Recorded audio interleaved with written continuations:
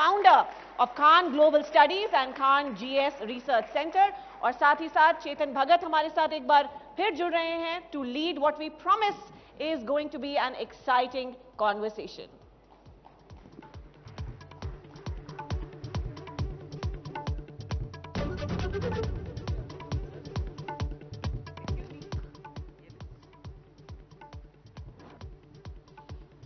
Khan sir, mike लीजिए sir. आप ही बोल रहे हैं? हम दोनों बैठिए सर। Thank you. Welcome back. Thank you sir. Sir Khan sir, आपका एक रिकॉर्ड है, जितने भी आइडियाज ऑफ इंडिया हुए हैं वो सारे सेशन यूट्यूब पे अपलोड होते हैं और सारे धुरंधर गेस्ट आते हैं। और आप एक बार पहले भी आए थे जी, जब मैंने ही किया था आपका किया सेशन, पर मेरा कोई क्रेडिट नहीं उसमें, वो मैं प्रूव करूंगा कैसे। पर वो मोस्ट वॉच सेशन है, 1 करोड़ व्यूज हैं उसके। तो जो मेरे घर में कुकिंग भी करता है उसने भी आके कहा मुझे कि उसने आज तक कुछ नहीं देखा मेरा। कहता भैया आप तो खान सर के साथ क्या कर रहे थे। तो you know, and it's not in my credit because मैंने बहुत सारे सेशन किए, उनके नहीं आते। So congratulation, big pleasure to have you back. Thank you. और ये दिखाता है कि देश जो है आइडियाज ऑफ इंडियाज को देखना चाह रहा है, इंटेलेक्चुअलिटीज की ओर बढ़ रहा है, नए नए आइडियाज को देख रहा है, एजुकेशन की ओर बढ़ रहा है। अच्छी चीज है ये। और इससे कहीं ना कहीं वो लोग थोड़ा भी कहीं इंप्लीमेंट करेंगे तो अल्टीमेटली देश का ही फायदा होगा। हाँ, पर कुछ फर्क भी आया है। जब आप पिछली बार मुझसे मिले थे, आपने मुझे बताया था कि आपने एक 100 करोड़ की ऑफर छोड़ी थी, ठीक है, उस टाइम हुआ था ये। अब आप जेल के चक्कर लगा के आ गए हो।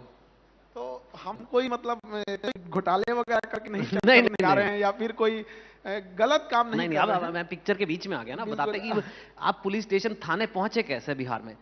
तो सर ये पेपर लीक बहुत बड़ा मुद्दा है और आप स्टूडेंट तो प्रोटेस्ट करती हैं, आप भी पहुंच गए थे। देखिए, अगर स्टूडेंट प्रोटेस्ट कर रहे हैं तो हम अगर वहां नहीं जाएंगे तो हम उनको केवल फीस लेने के लिए तो नहीं ना है। तो फिर तो ये बिजनेस वाला रिश्ता हो गया कि आओ भैया पैसा दिए 2 किलो आटा खरीदे जाओ। अब हम क्या जानते हैं। एक शिक्षक और छात्र का रिश्ता एक गार्जियन अभिभावक की तरह होता है। वो पैर छू के प्रणाम करता है, मतलब वो समर्पित है हमारी ओर। आप बचपन में किसी छोटे बच्चे को देखिए, अगर उसको गली में कोई कुत्ता दौड़ा दिया या कुछ भी कर दिया, उसको सपोज कर उसको कोई रिस्क लगा, वो आंख बंद करके अपने मम्मी पापा के पास चला जाता है। तो उसी तरह एक बच्चे जो पढ़ने आते हैं उनको लगता है कि सिस्टम उनके साथ कुछ गड़बड़ कर रहा है या कहीं पेपर लीक हो रहा है या कोई कुछ भी हो रहा है, तो वो आंख बंद करके भरोसा करने आता है। तो हम उसको क्या करेंगे, उसकी आवाज बन के उठाएंगे ताकि ये बड़े लार्जर एस्पेक्ट्स में पहुंचे। और देखिए ये है कि वो पटना में ये चीजें हो रही हैं। आज गर्दनी बाग पटना का जो जगह है, आज इंडिया में सारे लोग जान रहे हैं कि वो क्या हो रहा है वहां पर। तो हम लोग का बस यही चीज होता है कि उनके साथ जो अन्याय हो रहा है वो पूरी दुनिया को बताया जाए कि इन बच्चों के साथ गलत हो रहा है, हमारे बच्चों के साथ। जीत दिला पाना, न दिला पाना, सब कुछ हमारे हाथ में नहीं होता है, लेकिन एटलीस्ट ये कह सकते हैं ना कि भाई हम तुमसे अपनी क्षमता भर जितनी ताकत थी उतना तुम्हारे लिए लड़े हम। सर मेरे इतने टीचर हुए हैं, आज तक कोई भी नहीं गया प्रोटेस्ट करने, आप ही गए हो। सर बिहार एक अलग टाइप का है, वहां पे मतलब ना जुड़ाव जो होता है वो अलग लेवल का रहेगा। बच्चों को भी लगता है सर आप आइए यहाँ पर, और बड़ा डिसेंट तरीके से। तो गए आपने, नारेबाजी की वहां पे थोड़ी बहुत? हाँ, वहां तो 3-4 दिन हम लोग को जाना पड़ा। वहां अभी तक भी मामला अंडर जुडिशरी ही है। अब हम लोग के फेवर में ही आ जाना चाहिए, कई सारे सबूत वगैरह हम लोग के लिए। तो आपको ये नहीं लगता जब आप जाते हो कि यार जैसे ही आप आंदोलन या प्रोटेस्ट में पहुंचते हो तो पॉलिटिकल होने का चांस है, एक तरह से आप सरकार को के अगेंस्ट, सरकार की किसी एंटिटी के अगेंस्ट प्रोटेस्ट कर रहे हो। तो आप वहां गए, आपने नारेबाजी की, आप एक प्रोमिनेंट पर्सनालिटी हैं, तो कहीं ना कहीं पॉलिटिकल नहीं माना जाता है कि यार ये तो पॉलिटिकल गेम चल रहा है? नहीं नहीं, पॉलिटिकल गेम इंडिया में क्या है ना, पॉलिटिक्स को सबसे सुप्रीम समझा जाता है। बट हमारी लड़ाई पॉलिटिक्स से नहीं। अगर पॉलिटिक्स से होती तो खुल के बोलते, किसी पॉलिटिकल पार्टी का नाम ले सकते थे कि आपने गलती किया है, किसी पॉलिटिकल लीडर का नाम लेते आपने गलती किया। जहां गलती हो रही है हम उस इंडिपेंडेंट अथॉरिटी को कहते हैं। उस इंडिपेंडेंट, जैसे हमारे यहाँ बीपीएससी है, और अभी कुछ दिन पहले जो नीट एनटीए वाला मैटर हुआ था उस पर भी वो भी था। तो हम लोग उसे कह रहे हैं कि भैया ये मैटर में ये गड़बड़ी हुई है, क्योंकि आप गवर्नमेंट में हैं, आपके पास मशीनरी है, आप हमारे साथ न्याय करो। हम उन पे उंगली नहीं उठा रहे हैं, हम उन्हें दिखा रहे हैं कि गड़बड़ ये वाला इंसान है। हाँ। अब वो लोग हम लोग को क्या कहते हैं कि जैसे बीपीएससी है, उसका काम क्या है, परीक्षा कराने वाला। तो हम उसे यही कह सकते हैं वेंडर है परीक्षा कराने वाला। उसको खराब लगेगा कि नहीं? वो हम लोग को शिक्षक नहीं बोलता है, कोचिंग संचालक बोलता है। तो हम भी बोलेंगे वेंडर है, ये पेपर वेपर कंडक्ट कराता है, तो उन्हें भी खराब लगेगा। तो बस ये है कि गवर्नमेंट से हम लोग को कोई पॉलिटिक्स वगैरह से नहीं होता है, और पॉलिटिक्स ऐसी चीज होती है जो इंसान खुल के करता है ना, वो छुप के थोड़ी कोई पॉलिटिक्स कर रहा है कि हम चादर ढक के करोगे एक दिन खुल के? अभी हम लोग नहीं, वैसे पूछ रहा हूँ, कभी आगे लाइफ में प्रशांत किशोर भी कर रहे हैं, अभी नई पार्टी बना ली है उन्होंने। हाँ। मतलब लोग अलग नई बिहार के पॉलिटिक्स में बहुत चेंजेस आ रहे हैं। आप फेमस हैं, बच्चे आपके साथ हैं, बहुत अच्छी आपकी रेपुटेशन है।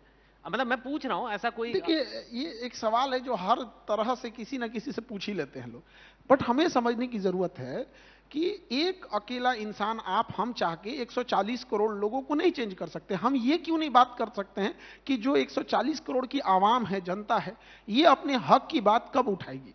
आपको कोरोना के टाइम पे ब्रिटेन के प्राइम मिनिस्टर को वहां का एक इंसान लाइन में लगा दिया था कि आप लेट आए हैं, पहले वैक्सीन हमको लगेगी। यहां कोई गांव के मुखिया को नहीं लाइन में लगा सकता है, जबकि सबसे बड़े डेमोक्रेसी हम लोग हैं, सबसे पुराने डेमोक्रेसी है। तो हमारे पास वो कब आएगा?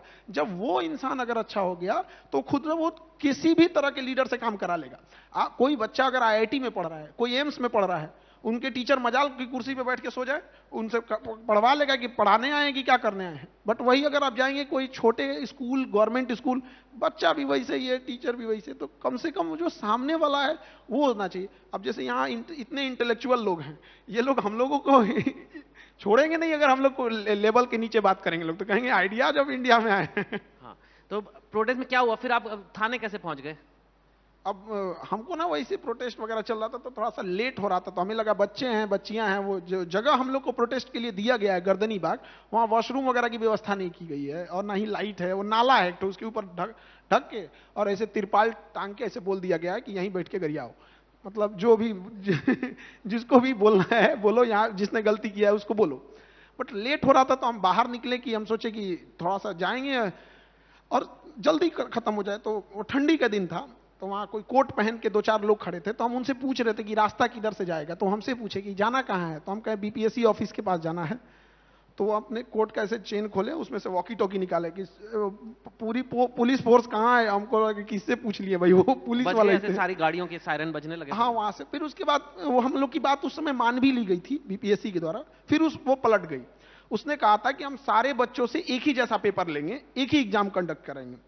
बट ना 4 जनवरी को उसने एक री एग्जाम कराया और 22 सेंटर पे अलग एग्जाम ले लिया। तो बात यही है कि तुम झूठ मत बोल। कितना झूठ बोलेगा? जब तुमने कह दिया है कि हम सारे बच्चों से एक जैसा क्वेश्चन लेंगे, तो फिर 22 सेंटरों पे अलग पेपर क्यों ले रहे हो? उसका नतीजा देखिए। अब यहाँ पे सबको आइडिया नहीं होगा कि वहां एक्चुअल में हुआ क्या, कि BPSC बिहार का सबसे बड़ा एग्जाम होता है, और वहां 13 दिसंबर को एक एग्जाम होता है जिसमें रिजल्ट आता है 6%, और उसमें एक जगह पे धांधली हो जाती है जिसको कैंसिल करके 22 अलग अलग सेंटरों पे कुछ बच्चों का एग्जाम कंडक्ट कराया जाता है, और वहां रिजल्ट आता है 19%। आप अंतर देखिए, यहाँ 6%, वहां 19%। तो बात यही है कि आप जिस चीज को कह रहे थे कि हम नॉर्मलाइजेशन नहीं करेंगे, स्केलिंग नहीं करेंगे, फेयर एग्जाम कंडक्ट कराएंगे, आपने वहीं जाके वहां गलती कर दिया। तो इसी के लिए आवाज हम लोग उठा रहे थे, और इतने दिन से वहां बच्चे 60-65 दिन से अनशन पे बैठे हैं। नहीं, और रूमर आ गया था आप अरेस्ट हो गए, और फिर वहां बिहार पुलिस को PR अनाउंसमेंट करनी पड़ी कि भाई खान सर को हमने अरेस्ट नहीं करा है। वो डिटेन किए थे लोग। उसके बाद से जब हमारी मांग पूरी हो गई तो हम लोग चले गए वहां। फिर एक रूमर आया कि आप मर गए हैं। नहीं, अभी नहीं मरेंगे, ऊपर वाले से बात हो गया, अभी नहीं मरेंगे। हाँ।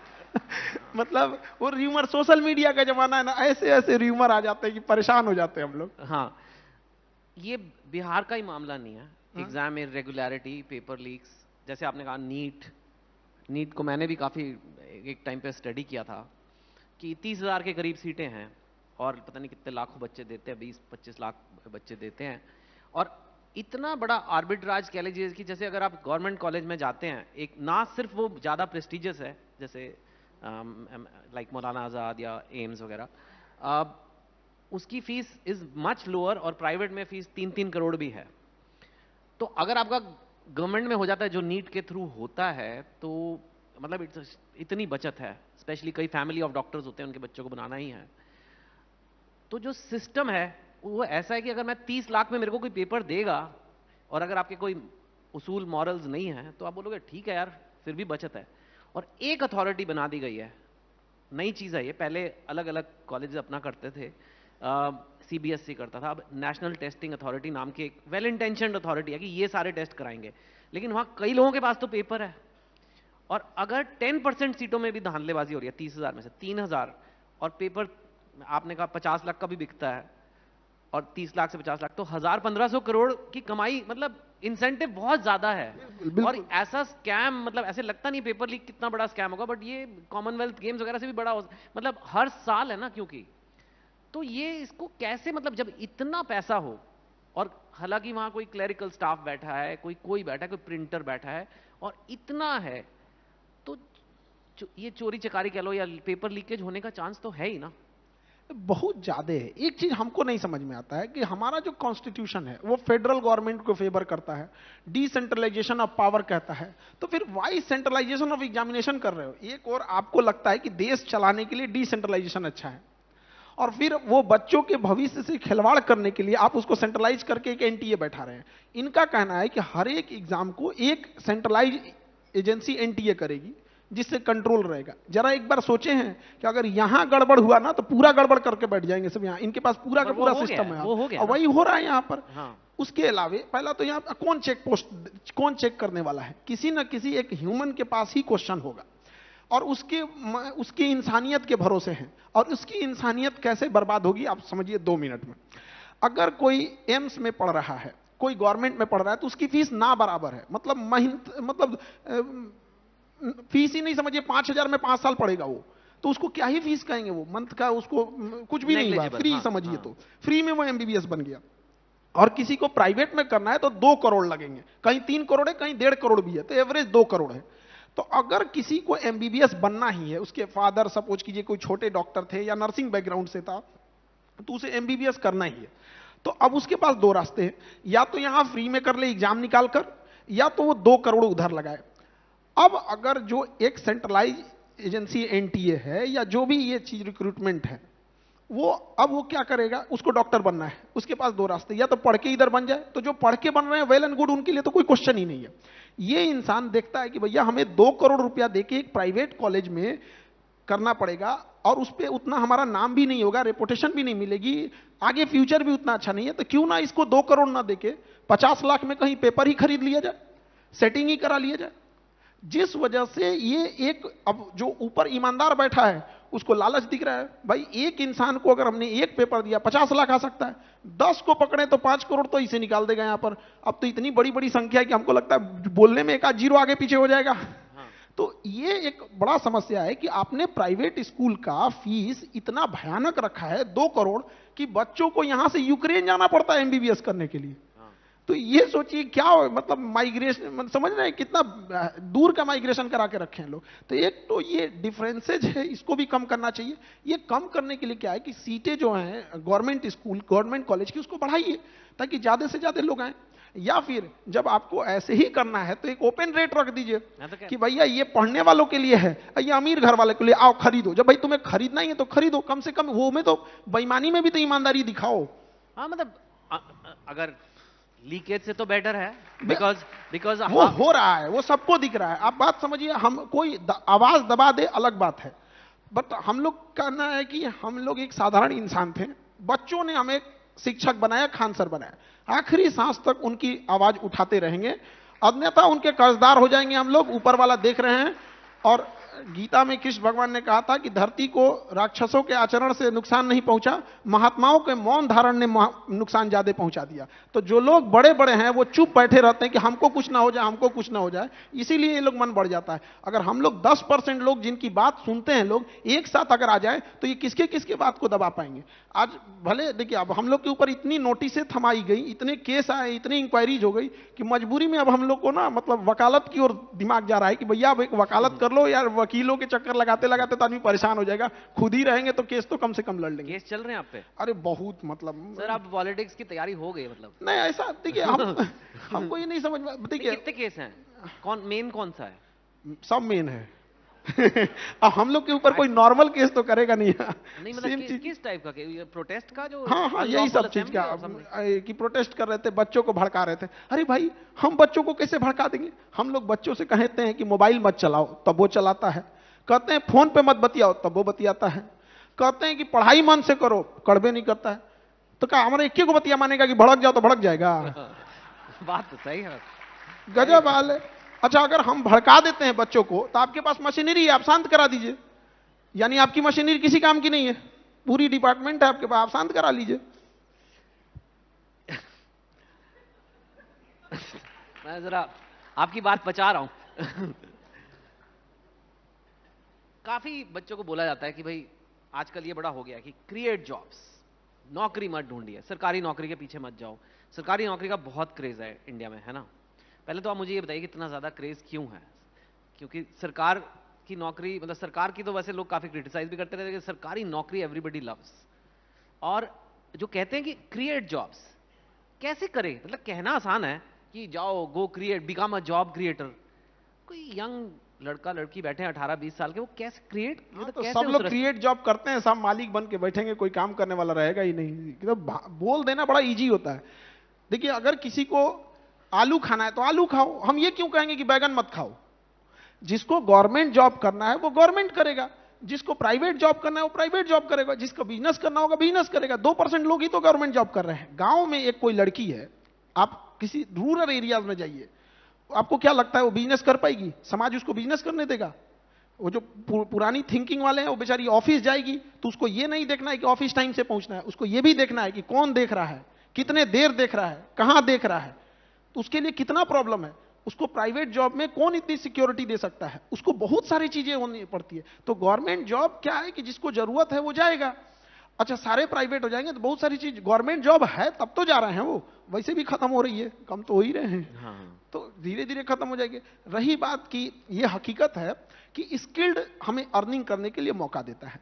हम खुद इस बात के, हमको ये खुद अपने आप में, हो सकता है कि हम गलत हो, लेकिन हम कहते हैं कि एक विद्यार्थी जीवन का 4 साल आपने ग्रेजुएशन कराया, 2 साल पीजी कराया, उसकी जिंदगी का सबसे बहुमूल्य 6 साल लिया, लेकिन वो अपने नॉर्मल बीए किए हुए सर्टिफिकेट पर और एमए किए हुए सर्टिफिकेट जिसमें उसने 6 साल खत्म किया है, उसके दम पे वो 15,000 20,000 की भी नौकरी ढूंढने जाएगा तो शायद उसको कोई छोटे जगह पे ना मिले, किसी जिला में ना मिले। तो फिर क्यों पढ़ाएं हम उसको? वो 6 साल उसका जिंदगी का बर्बाद कर दिए। उस 6 साल में उसको बढ़िया बढ़िया प्रोफेसर वगैरह, अर्निंग बहुत जरूरी है। ये भाषण देने के लिए अच्छा होता है कि शिक्षा का उद्देश्य संस्कार विकसित करना होता है। माँ बाप भी संस्कार सिखा देते हैं, ऐसे अनपढ़ लोग भी मिलेंगे, इतने संस्कारी होंगे कि पीएचडी किया हुआ इंसान उसके पास में छोटा पड़ जाएगा। ये कहानी वगैरह नहीं होना चाहिए। आपके ग्रेजुएशन अगर कोई कर रहा है 4 साल का, आप उसको 3 साल जबरदस्त पढ़ाइए, आखिरी का 1 साल उसको बेहतर ढंग से स्किल्ड सिखाइए। चाहे उसको बेकरी सिखा सकते हैं, फ्रीलांसिंग सिखा सकते हैं, केपीओ बीपीओ कुछ भी सिखाइए, और 1 साल वो सीखे। और उसको सर्टिफिकेट तब तक मत दिया जाए, उसकी ऐसी व्यवस्था किया जाए ताकि वो कमा सके। जब वो 30-40 हजार कमा ले, इस ग्राउंड पे होना चाहिए कि अब हमारे कॉलेज ने तुम्हें अपने पैरों पे खड़ा कर दिया, ये लो सर्टिफिकेट। वरना एक पन्ना का सर्टिफिकेट दे देता है, क्या काम आता है? 40 साल होने के बाद उसको फेंक देता है आदमी। हाँ। एक बात बताइए, वैसे तो जैसे कहा बोलना आसान है कि शिक्षा तो हर तरह की शिक्षा एक सरस्वती है भाई, ठीक है, लेकिन from a job point of view आज ये बात हो ही जाए कि कौन सी डिग्रियां जो हैं इंडिया में जो काफी लोग करते हैं एकदम यूजलेस हैं। लोगों को पता होना चाहिए कि ये यूजलेस डिग्री है। आप 6 साल लगाओगे, 4 साल लगाओगे, आप जॉब मार्केट में आओगे, आपको कोई पूछेगा नहीं कौन सी डिग्रियां बेकार हैं।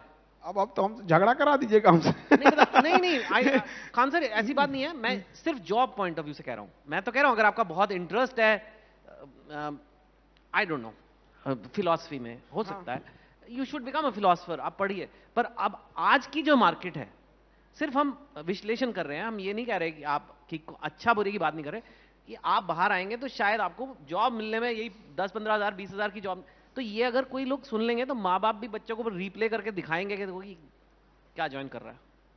मेरे अब खुद के बच्चे हैं, आप सही कह रहे हैं, बट आप समझिए कि मुंबई और Delhi it's not whole country, नहीं कि जितने अपॉर्चुनिटी